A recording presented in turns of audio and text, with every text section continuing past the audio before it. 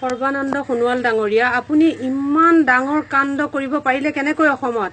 আপোনাক এই কাৰণে মানুহে ভোট দি জিকাইছিলে নেকি? আপুনি অসমৰ জনগণৰ কাৰণে এবাৰ ভাবক।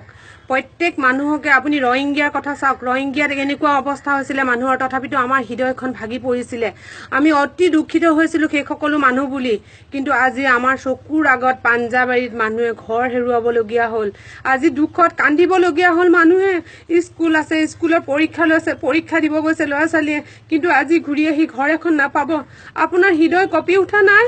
আপোনাৰ দুখ লগা নাই? সমুজ্জ্বল ভট্টাচাৰ্য, আপুনি ক'ত আছে? আপুনি অসমৰ মানুহৰ কাৰণে ওলাই আহক। আপুনি অসমৰ মানুহৰ কাৰণে ওলাই আহক। আমি অসমীয়া হয়, আমাক অসমত থাকিব দিয়ক।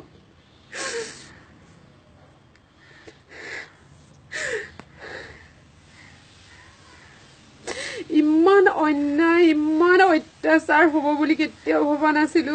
অসমৰ মানুহৰ, অসমীয়া অসমতেই জেগা নাইকিয়া হৈ গ'ল। স্কুলৰ পৰা আহি ল'ৰা ছোৱালীবোৰ কলৈ যাব?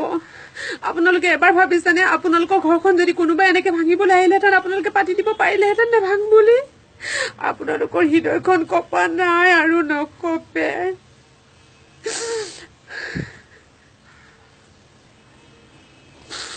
এবাৰ ভাবক, এবাৰ ভাবক, এবাৰ ভাবক অসমীয়াসকল, এবাৰ ভাবক। সকলো ভিতৰত সোমাই থাকিলে নহ'ব, এবাৰ ভাবক, এবাৰ ভাবক। এই মানুহখিনিৰ কাৰণে এবাৰ ভাবক।